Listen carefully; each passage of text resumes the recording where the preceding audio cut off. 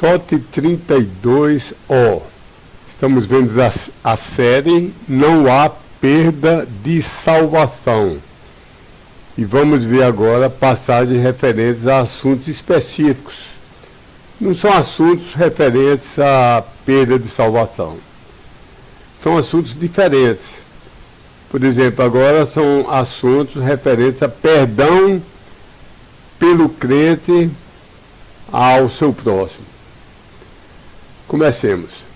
De mais de 114 versos claros e explícitos, já provamos que, ao menos para os crentes da dispensação das assembleias locais, plenamente estabelecidas, não são mais igrejas em transição, igrejas constituídas de convertidos gentios, pelo menos a nós.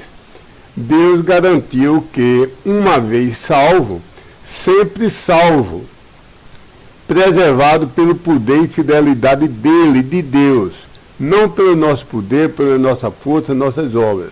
Então somos preservados, mesmo que na terra fraquejemos e sejamos disciplinados, e no céu percamos galardões. Agora refutaremos tentativas de objeções a essa maravilhosa doutrina que Deus é quem preserva e garante a nossa salvação. Objeções que alegam a passagem de Mateus 28, versículo 23 a 35. Essa é a parábola do perdoado que não perdoa seu devedor. Mas antes de vermos tais objeções, lembremos alguma coisa sobre as regras de interpretação de parábolas, de tipos, de figuras, de símbolos. A regra é não tentar colar essas parábolas, etc., em todo e cada centímetro quadrado. Isso é, nunca fiquemos tentando achar e imaginar um grande significado espiritual que ninguém ou quase ninguém jamais alcançou anteriormente. Não tentemos isso é loucura. Não tentemos achar um significado para todo e cada minúsculo detalhezinho da parábola. Ao contrário, em cada parábola, ou tipo, figura ou símbolo, há sempre apenas uma e somente uma mensagem da qual podemos ter certeza. E ela é a mensagem mais básica e mais geral, a mensagem principal, e que está claramente expressa muitas vezes em outros locais da Bíblia, que tem uma interpretação, locais claros, expressos, explícitos, onde Deus claramente diz, afirma aquela verdade. Locais que só tem uma interpretação literal normal. Nunca use parábola, ou tipo, figura ou símbolo para ser a única base sustentadora de nenhuma doutrina. Se você fizer isso, você vai incorrer em erros. Porque Deus usa as parábolas e símbolos e tipos para ilustrar o que já foi sobejamente, suficientemente estabelecido em muitas outras passagens claríssimas das Escrituras. Nunca faça o contrário. Nunca devemos ficar procurando fuçar ou adivinhar o significado das dezenas de detalhezinhos, ou arriscaremos perder nossa sanidade mental e espiritual e passar a crer e ensinar loucuras. Por exemplo, na parábola do julgamento das nações, a mensagem principal e segura, com a qual todos nós literalistas normais concordamos, é que durante a tribulação, alguns gentios arriscarão a vida pelo bem dos pequenos irmãos de Jesus Cristo. Os pequeninos irmãos de Jesus Cristo são os 144 mil varões do sexo masculino, machos, né? Virgens. E também outros milhares de convertidos, judeus convertidos. E eles serão recompensados por Deus, esses pequeninos irmãos, quando Deus entrar no seu reinar. Mas outros gentios nada farão pelos judeus, entregarão os judeus perseguidos e os judeus convertidos, já convertidos a Cristo, na tribulação, e que estão sendo perseguidos pelas forças do anticristo. Esses outros gentios se entregarão e por isso não entrarão para o reinado de Deus, serão lançados no inferno. Então podemos confiar nessa mensagem principal. Agora, hoje em dia, pregadores começam a querer ser estrelas sabichonas e pregarem analogias malucas.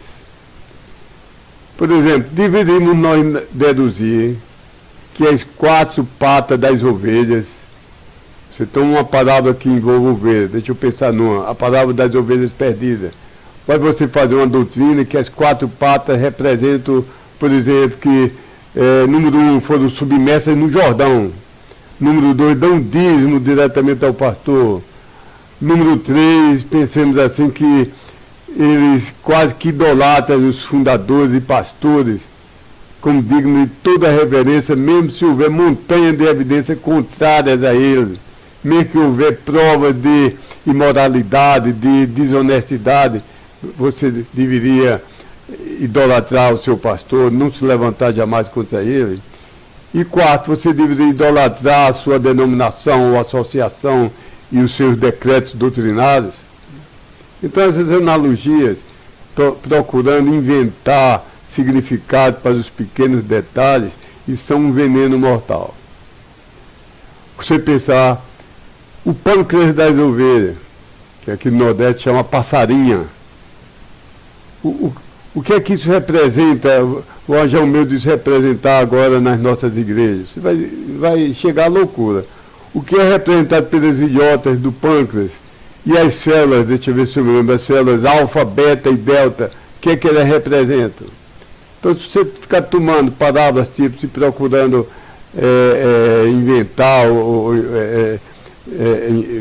imaginar significado para os pequenos detalhes, você vai incorrer em erro, em loucura, em completa desastre.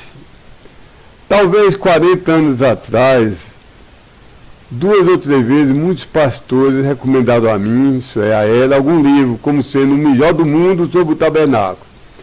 Mas ocorreu uma coisa muito triste. No primeiro livro, no primeiro capítulo, o autor afirmou fortemente que as iniciais NEWS, que em inglês representam o norte, o leste, o oeste e o sul. Então ele afirmou que nessa ordem NEWS, essas palavras, essa sigla, formada pelas 12 tribos que ficavam guardando o tabernáculo quando todos acampavam, umas ficavam ao norte, outras ao sul, outras ao leste, outras ao oeste. Isso está no livro de Levítico. Então ele disse que essa palavra news significava as boas novas, que a disposição do exército, acampar das 12 tribos ao redor da tenda, do tabernáculo, representava as boas novas, the good news, o evangelho. E daí ele começou a levantar um castelo de cartas formando fortes afirmações doutrinárias. Eu achei esse método muito forçado e até ridículo. Particularmente porque essa sigla usa uma ordem tão particular, porque é norte, leste, oeste e sul, e não é norte, sul, leste e oeste, como usual. Por que usa essa ordem tão particular? E por que isso só faz sentido em inglês, não em hebraico nem em grego? Somente em inglês. Então eu joguei o livro no lixo, ou dei, ou me desfiz dele. Eu já tentei várias vezes ler outros livros sobre o tabernáculo, e na maioria das vezes eu vejo que eles vão 90 quilômetros corretamente, e depois os 10 quilômetros eles começam capotam mortalmente nos últimos 10 quilômetros. Então eu desanimei, nunca mais li esses livros com especulações sem provas bíblicas irrefutáveis. Passamos à passagem alegada. Na realidade, a chave para começarmos a entender, e a chave de entrada nessa parábola de Mateus 18, 23 a 35, é encontrar e notar que essa parábola responde a uma pergunta feita 2 versos antes, em Mateus 18, 21. Que a parábola é a resposta a uma pergunta, onde Pedro pergunta a Cristo sobre como frequentemente um cristão, um crente, deve perdoar alguém. Versículo 21 diz: então, havendo vindo a ele, Pedro disse: ó Senhor, Até quantas vezes pecará contra mim o meu irmão, e eu lhe perdoarei? Até 7 vezes? Então essa parábola, meu amigo, é a resposta a essa pergunta. Essa pergunta tem a ver com perdão, e a regra só procura o sentido principal. Essa parábola não tem nada a ver com preservação ou não preservação da salvação. É a parábola sobre o crente, até quantas vezes um crente deve perdoar os pecados contra ele cometidos por um irmão dele. Da resposta de Cristo, nós aprendemos isso, que a mensagem principal, a única de que podemos ter certeza, é de que devemos nos perdoar uns aos outros, 7 vezes 70, isso é 490 vezes por dia, se preciso for. Pois Deus nos perdoa muito mais que 1 milhão de vezes a cada dia. Então a pergunta do objeto Hélio, você não vê como Deus afirmou com todas as letras que crentes das igrejas, dessa dispensação, salvos, podem perder a salvação? Esse versículo está ensinando isso, Hélio. Pode perder a salvação que Deus tinha dado, depois Deus toma. Deus disse que era eterna, mas depois Deus pode dizer que foi temporária. Deus disse que deu, mas depois Deus diz, não, só fiz emprestar e vou tomar de volta. Você não vê isso, Hélio? Então, a resposta eu vou dar em parte, mas começa assim, onde é que Deus afirmou isso com todas as letras, em canto nenhum dessa parábola, meu amigo? Onde é que Deus afirmou com todas as letras que salvo, mesmo dessa dispensação, pode perder a salvação que ele lhes tinha dado? Finalmente pode ir para o inferno, depois de ter causado a esposa e os filhos também irem para lá. Onde é que está escrito isso? É verdade que essa passagem está no grupo de capítulos da Bíblia, de Mateus a Atos e de Hebreus a Judas, que são para igrejas em transição. Tanto estão em transição, estão no início, estão se formando, ainda não estão plenamente estabelecidas, como também são mistas. Elas têm novos professantes que são de origem gentílica e outros de origem judaica, e os de origem judaica são a esmagadora maioria. Além disso, os professantes, quem diz que aceitou Cristo, né, nessas igrejas, formam uma outra mistura dos realmente salvos, realmente convertidos, e daqueles que estão no vestíbulo, quase entrados na dispensação só da graça, só fé, mas ainda agarrados à lei, ao judaísmo, às obras.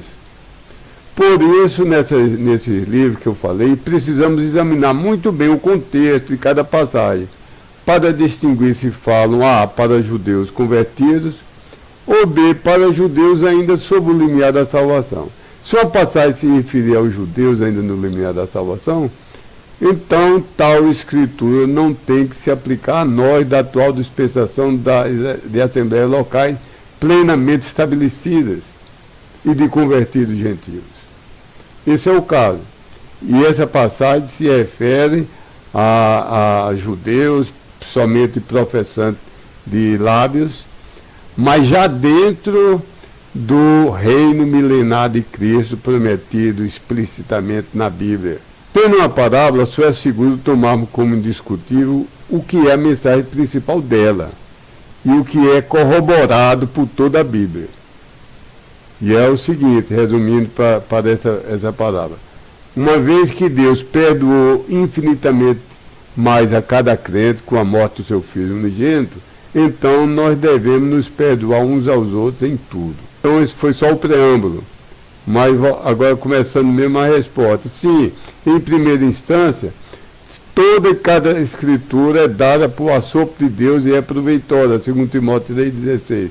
Mas são somente, como eu já disse, Romano a Filemão, que foram expressamente endereçados para assembleias locais neotestamentárias, de convertidos gentios. E são somente esses livros, de Romano a Filemão, que ao falarem aos salvos e sobre os salvos, sempre se aplicam a nós. Portanto, sempre que há uma aparente contradição entre um verso de Romano a Filemão, outro verso, qualquer parte da Bíblia, que se dirigem aos crentes das igrejas plenamente formadas, de gentios convertidos. Diz que Deus dá vida eterna. E outra passagem aparentemente contradiz. Então, se podemos, se o contexto permite que façamos essa interpretação, o versículo em Romano a Filemon se aplica diretamente a nós, os crentes dessa dispensação. E os outros versos, aparentemente contraditórios, se aplicam a outras pessoas de outras dispensações. Pode se aplicar à dispensação da inocência, a dispensação da promessa, a dispensação da lei, viu? Mas não se aplica a nós. Nesse caso aqui, essa passagem se aplica aos filhos dos judeus convertidos que foram salvos da tribulação e entraram para povoar o milênio e vão reproduzir, porque nós teremos corpos glorificados que não precisaremos reproduzir. Mas os salvos que escaparem com vida da tribulação e entrarão no milênio, eles terão filhos, terão netos, terão bisnetos. E eles, os primeiros só são salvos, só entram salvos. Mas os filhos, os netos, os bisnetos, muitos deles vão ser salvos pela influência dos pais, mas outros vão ser revoltosos. Então, exteriormente, fingem adorar a Deus, mas no coração odeiam ter que obedecer à lei de Deus. Essa passagem que você me trouxe é de um livro, capítulo, escrito para a igreja em transição. Você tirou do livro de Mateus. E também igreja missas, de novos professantes de origem judaica e de origem gentílica, a maioria judaica, e formando essa mistura dos salvos com os somente querendo entrar na graça. E fala sobre, especificamente, judeu do milênio. E vamos ver o seguinte: a passagem não se aplica a nós, da atual dispensação de assembleias locais. Portanto, tais alegações, meu amigo, nem sequer merecem começar a ser consideradas. Porque o que eu estou afirmando é que a nós, os salvos das igrejas plenamente estabelecidas, de gentios convertidos, Deus deu vida eterna. Você está alegando outra coisa, de outra dispensação, de outro povo. Então, não tem nem maneira de começarmos a considerar que isso é uma contradição séria. Pense bem, entenderá como isso obedece à lógica. A lógica exige isso.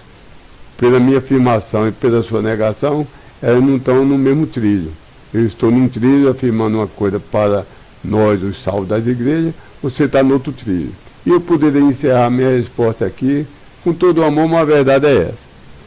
Mas em segunda instância, eu posso lhe escrever mais de 114 versos, onde o próprio Deus faz escrever explicitamente, usando as palavras que eu vou usar, usando as letras, do lado da condição única para a sua regra da salvação. Deus faz escrever palavras como crê tu, recebe tu, se creres e confessares, se te arrependeres e creres, etc. E do lado do resultado infalível, da consequência garantida, Deus faz escrever vida eterna, vida que dura para sempre, não entrará em condenação, nunca perecerá, preservado, nenhum ser criado poderá nos separar para longe do amor de Deus. Um exemplo, Romanos 8, 35, e depois salta para 38 a 39. Deus diz: quem nos separará do amor de Cristo? É uma pergunta retórica que nem precisa de resposta, porque a resposta é: nenhum ser criado poderá nos separar do amor de Cristo.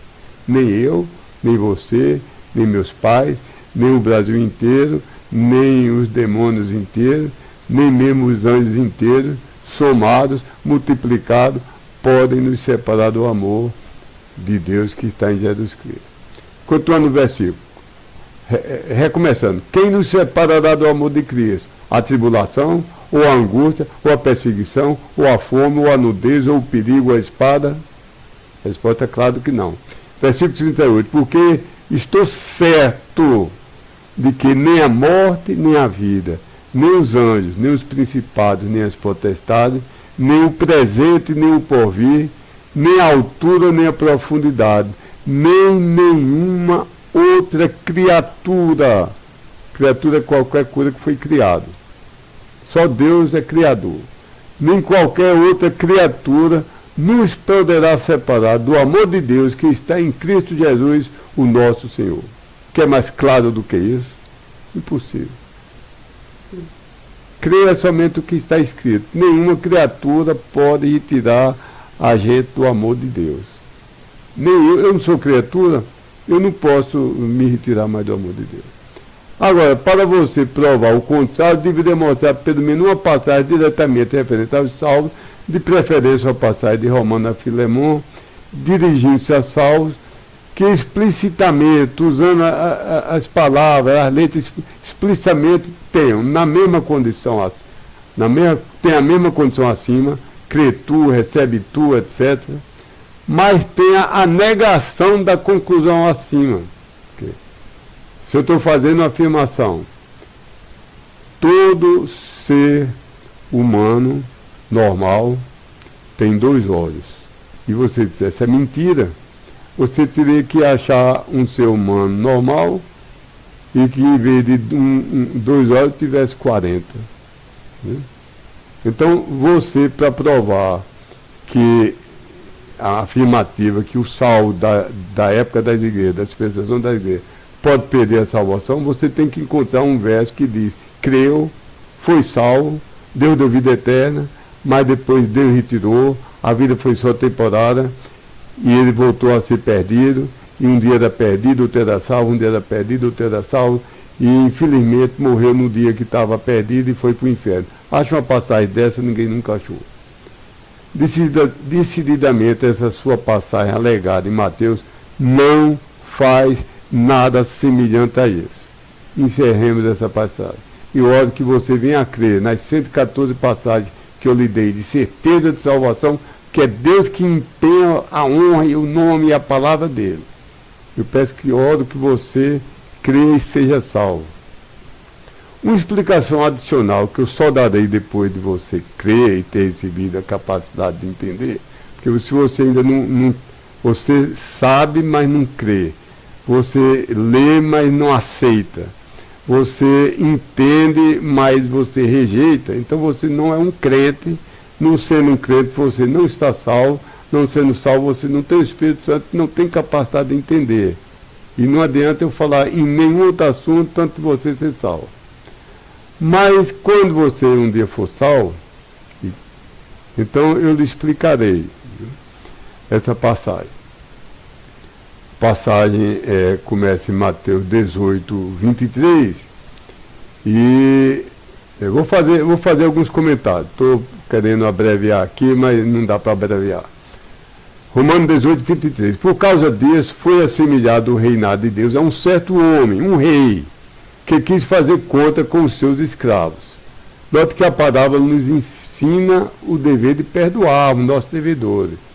E o faz ensinando sobre um rei que existiu antes do dia do Cristo na terra, em tudo ilustrando o dever de perdoarmos, e a punição que será dada aos que não perdoarem no reinado dos céus. Note que o verso diz, o reinado dos céus, não diz o reinado de Deus. Muitas vezes esses 2 reinos são idênticos, concordo, mas muitas vezes são diferentes.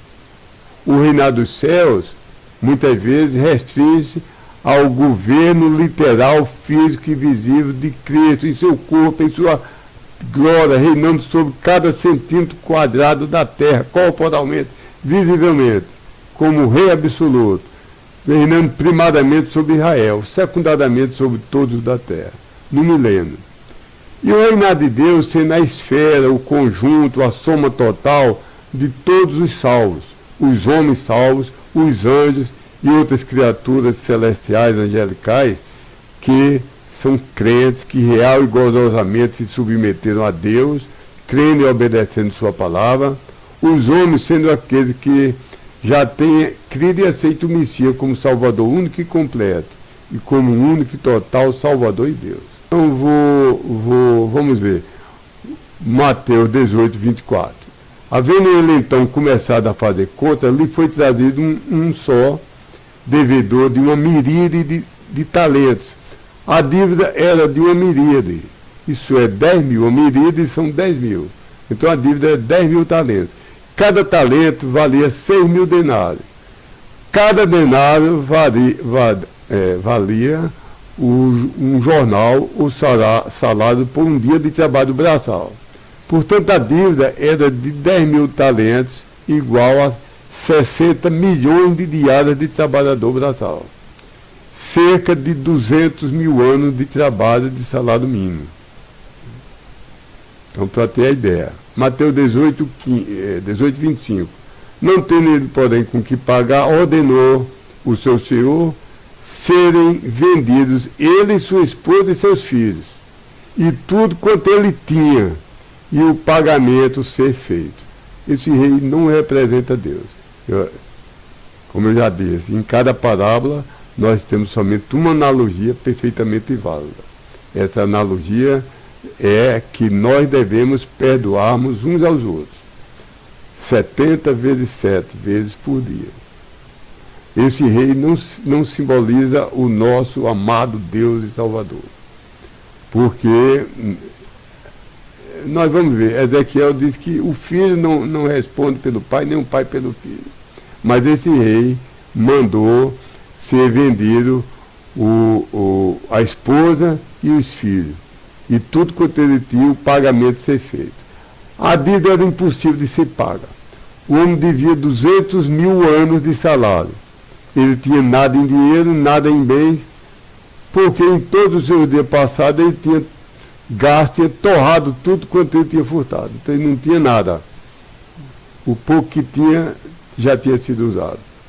O rei mandou que fosse vendido tudo que o homem tinha em mãos. Sua casa, suas roupas, seus móveis, cavalo de montaria, a roupa, os animais, tudo foi vendido. Não chegou nem a significar nada.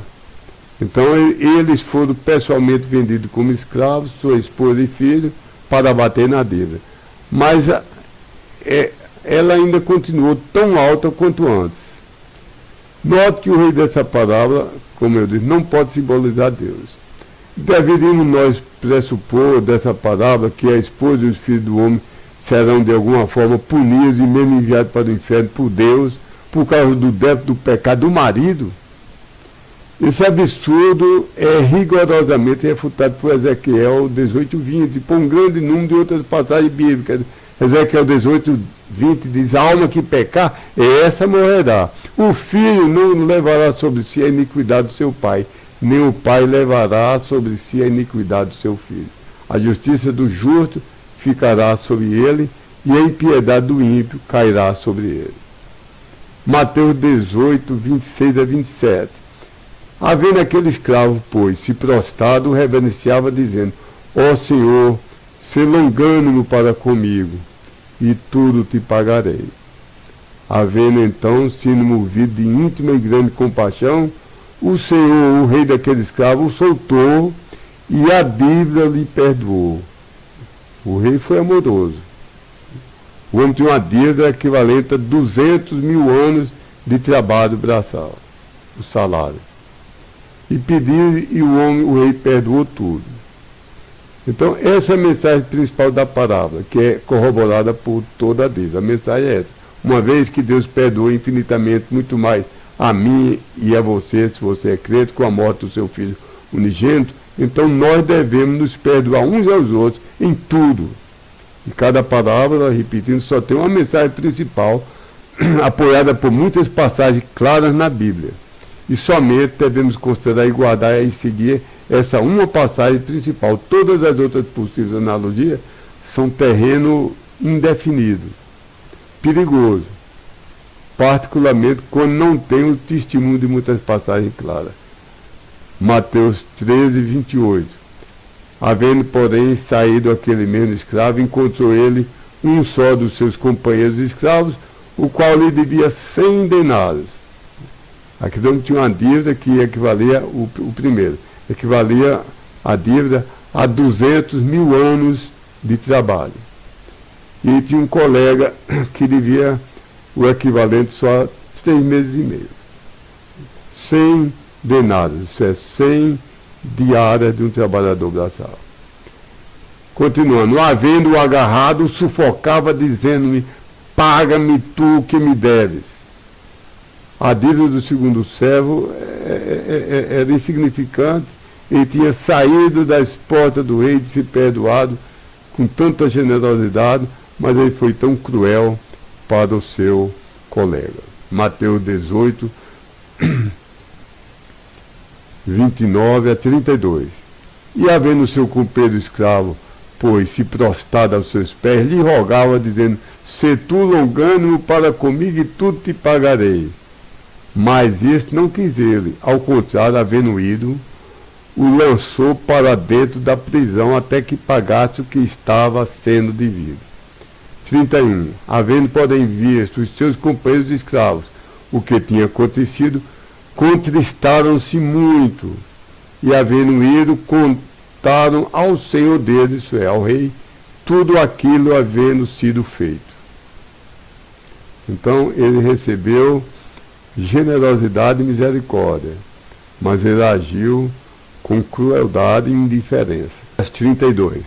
Então, havendo-o chamado a si, o seu senhor lhe disse: ó escravo maligno, toda aquela dívida eu te perdoei porque me suplicaste. Não devias tu igualmente ter tido compaixão do teu companheiro escravo, tal como também eu de ti tive misericórdia? E havendo sido tornado indignado, o seu senhor o entregou aos atormentadores. Deus não vai ter atormentadores para homens em vida. A punição eterna no inferno é que o homem em vida pode ainda se arrepender e crer e ser salvo. Esse rei não representa o nosso Deus. Mas esse homem, o rei, justo, mas muito duro, sem dureza, diz aqui: havendo se tornado indignado, o seu senhor entregou aos atormentadores, até que ele houvesse pago tudo o que ele estava devendo. A palavra até, na frase até que ele houvesse pago, implica que a dívida poderá ser paga, mesmo que leve muito tempo.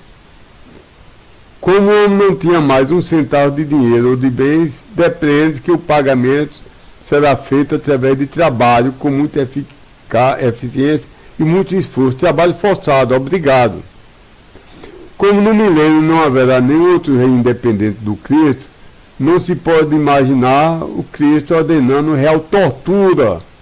Tortura é lentamente arrancar as unhas, o lentamente com um alicate ou uma torqueira arrancar pedaços da carne. Isso é tortura.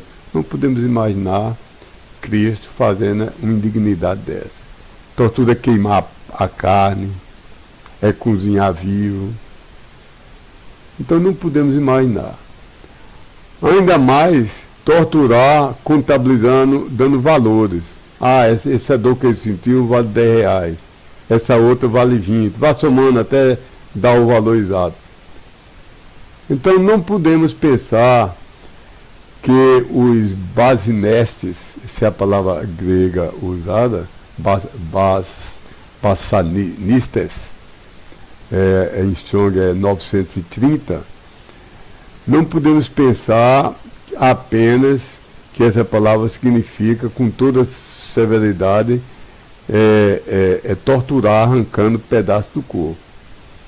Mas podemos pensar que isso inclui obrigar a fazer trabalhos forçados ao invés de arrancar unhas ou nacos de carne. Somente desse modo eu posso imaginar que possa haver alguma analogia entre essa ocorrência de ser entregue a torturadores com o que o rei Jesus fará no milênio, impondo justiça e equidade no reino milenar, enquanto os vivos ainda têm possibilidade de conversão. Resumindo, não sei se eu compliquei. Trabalhos forçados, eu posso admitir que Deus force no milênio aos profetas que não são crentes e que tenham pecado severamente. mas tortura de arrancar olho, de arrancar unhas, arrancar dentes, de serrar dedos, eu não posso conceder isso. Bem, se você lembra o dia em que você creu de verdade, se você tem certeza, desde então você tem certeza que desde aquele dia até hoje ele está salvo, mas ainda tem não tem certeza absoluta, tem uma certa dúvida quanto ao futuro, porque na sua denominação diz, você está salvo, mas talvez daqui a 10 anos não esteja. E você tem uma certa dúvida. Então, eu tenho enorme esperança de que com esses estudos tão simples que estamos fazendo, você aprenda na Bíblia e regozije e creia nesse abençoado ensino que Deus é Ele quem o preserva nas mãos dele e você está seguro e ninguém pode arrebatar você das mãos de Deus. Creia somente isso. E eu tenho certeza, se você não tinha essa certeza até agora, por falta de instrução, Deus vai lhe iluminar a mente, pelo Espírito Santo, e você vai entender e ser salvo. Mas se você sabe tudo isso, e se revolta contra esse ensino, então você está blasfemando de Deus, você está chamando Deus de mentiroso. E você não é salvo porque você não crê nas palavras. Vê porque você que sabe tudo, mas range o dedo, tem fúria, tem ira contra esse ensinamento, você está ofendendo Deus, você o está chamando de mentiroso. Está escrito, 1 João 5,10, aquele que está crendo para dentro de um Filho de Deus tem um testemunho dentro de si mesmo. Eu não preciso estar me examinando no espelho e vendo como eu estou mais santo hoje do que ontem. Eu melhorei. Eu fiz esse pecado, será que eu sou salvo? Não preciso estar no espelho. Eu preciso ouvir. Não ter meus olhos voltados para o espelho, mas ter meus ouvidos espirituais voltados para o testemunho que eu tenho dentro de mim, que diz, Hélio, você foi salvo no dia 24 de julho de 1974. E eu, o Espírito Santo, dou testemunho disso. Nunca se esqueça que você creu naquele dia e você é salvo, está garantido na mão de Deus. Então o testemunho, quem crê tem um testemunho dentro de si. Pode me torturar, posso eu perder tudo, perder bens, esposa, filho, mas ninguém jamais tirará de mim a certeza, a melodia, o hino de louvor a Deus que está dentro do meu coração desde o dia da minha salvação. Voltando ao versículo. Aquele que está crendo para dentro do Filho de Deus tem um testemunho dentro de si mesmo. Aquele que não está crendo para dentro de Deus, mentiroso o tem feito. Preste bem atenção. Aquele que não está crendo, mentiroso tem feito, porquanto não tem crido no testemunho do testemunho que tem testificado Deus concernente ao seu Filho. Portanto, se você sabe de tudo, meu amigo, mas odeia com fúria esse ensino de Deus, não quer você se humilhar agora, se arrepender, ir para um canto calmo, se arrepender, pedir perdão a Deus por nunca ter crido nesses 114 versículos tão claros que dizem que Deus é quem dá e Deus é quem preserva e a salvação é eterna. Não quer você crer agora. Veja a continuação do verso acima. Eu li 1 João 5,10, agora eu vou continuar no verso 11. Verso 11. E esse é o testemunho que estava sendo falado acima, que a vida eterna nos deu Deus. É eterna a vida e é um presente gratuito. A vida eterna nos deu Deus. E essa vida no seu Filho está. Verso 12. Aquele que está tendo o Filho tem a vida, tempo presente. Já tem agora definitivamente. É presente, né? Terá, teria, talvez, pode ser. Tem a vida. É tão simples, basta aceitarmos o que está escrito. Somente isso. Pensamos, Deus sabe o que escrever, sabe escolher as palavras. E ele diz aquilo que ele tem na sua mente. E o que tem na mente é o que ele disse. E eu vou crer como está escrito, do modozinho que está escrito. Versículo 12. Aquele que está tendo filho tem a vida. E aquele que não está tendo o Filho de Deus, a vida não tem. Essas coisas escrevi a vós outros, os que estáis crendo para dentro do nome do Filho de Deus, a fim de que tenhais sabido que a vida eterna vós tendes, e a fim de que criais para dentro do nome do Filho de Deus. Não quer você agora mesmo recolher-se, reconhecer e arrepender-se de seus pecados, depositar sua fé no Cristo, o Cristo verdadeiro, o Cristo da Bíblia, em cada palavra sobre Cristo e de Cristo, recebê-lo na sua totalidade, com exclusividade, receber como seu único, exclusivo, total Salvador, Salvador único e todo suficiente, Senhor absoluto, dono, controlador, Deus Altíssimo, controlador da sua vida, o infalível preservador da salvação de todos que creram biblicamente. Deus lhe abençoe que você faça essa decisão. Eu vou orar por você.